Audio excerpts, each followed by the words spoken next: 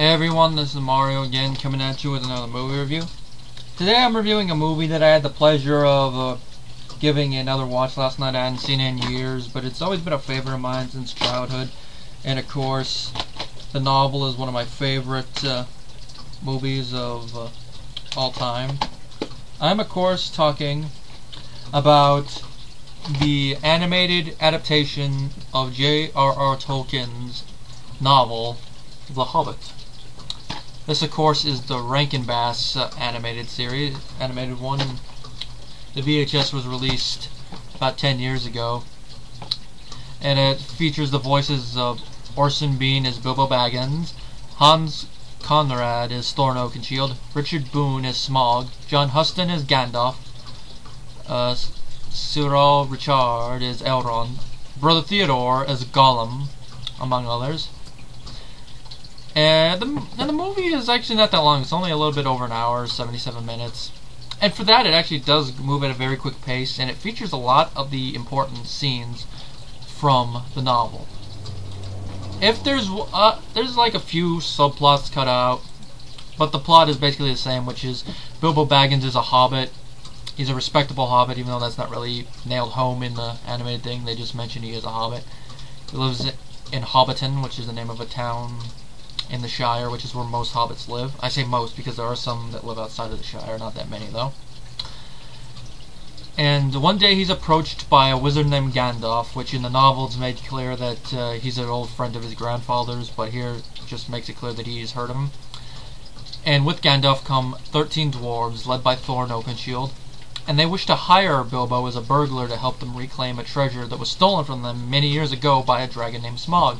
He accepts, and they go out on their adventures. Along the way, they encounter trolls, goblins, wargs, giant spiders, normal humans, among others, and they find a little small cache of gold. And of course, important to the plot of the sequel to the novel, Bilbo Baggins finds the ruling ring. And also, as Gandalf says, he discovers there's something more about him than he guesses. And that's all about the plot of the story I'm going to talk about, because I don't want to give away this stuff. But then again, most people have seen this or know about it, but I still don't want to give it away.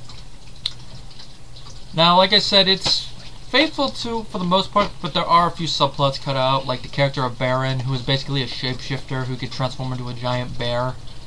His subplot is omitted, because in the novel, when they come across Baron, it's before they enter Mirkwood, and he gives them supplies and helps them get to the edge of the forest.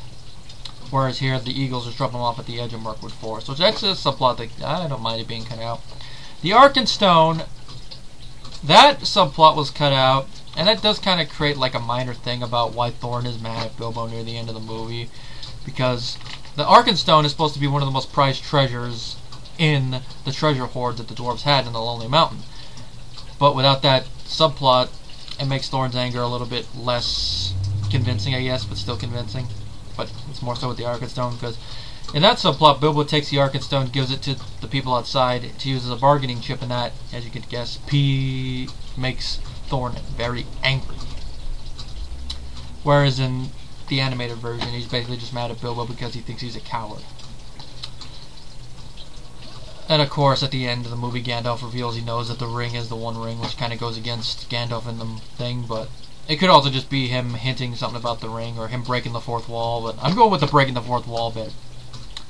Then of course the Elven King's Feast is cut out, which I hear they actually were storyboarding that, but why they decided not to do it, I don't know, because it creates a minor plot inconsistency, because they mention the Wood Elves returning, or in the run to the Wood Elves clearing, like we know about them already, which makes no sense. If you read the story, you already know about them, so I already knew about the Wood Elves, but it makes you wonder what. But anyway, this is probably going to be a very short review, because there's not really much to talk about this movie for it other than what I've already said about it. The only real major complaint I can think of is regulated, excuse me, no, what's the right word for this? Relegated, I think that makes relegated to the VHS and DVD release of the film that Warner Brothers released in 2001, and that is there's a couple bits of dialogue and stuff that are cut out, like Bilbo doing a little short monologue about Lonely Mountain before saying we had come through many adventures to see it. Now I don't like the look of it. And then of course him saying, Thorne is right, I simply do not understand war, which, cutting that out, I'm like, what? Was the person who did the transfers to the VHS DVD smoking a little reefer back there? If so, Robert De Niro should have caught him and beat the crap out of him with a baseball bat. Now, of course, we know that a couple years after this, they released a sequel. Well, a loose sequel, I should say. The Return of the King VHS, which I got over there, which I'm planning on revisiting that a little bit soon. Which is very loose, especially if you read the novel. I watched that movie before I read the novels in depth. I've only read part of the first one by that point, so I did not notice it, but afterwards I noticed a lot of it. Then, of course, there's also the Ralph Bakshi. So I'm sorry, I'm trying to pronounce his last name correctly. Bakshi, I believe his name is pronounced.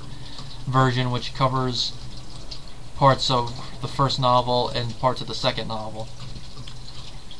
Which I really need to revisit that because I haven't watched that since around the time I first got that VHS thing, because I got these movies in that 3 VHS pack that they were selling years ago. So I have a feeling I'll probably enjoy them, and also partially because it's Lord of the Rings, and also because it has a couple actors in that one that I like John Hurt. Anyway, my rating for the Hobbit animated version, it's not that bad. Like I said, it has a few minor things. If you get past those minor things like the What Elf thing, especially if you're a fan of Tolkien's work, it's an enjoyable thing. Like the voice acting is excellent. They got perfect voice actors. The designs of the goblins and the trolls and everything work. Smaug, he looks intimidating, and they got an intimidating voice for him. And of course, like I mentioned before, I don't think I mentioned this. The stuff that actually is from the novel, they shortened a little bit, like the confrontation with Smaug is 1 visit instead of 2. But on that aside, it is a great film. And if you don't like the live-action movies, you probably will enjoy this more because it moves at a faster pace while incorporating a lot of stuff. Then again, the Hobbit live-action movie hasn't come out yet, so you can't really say that.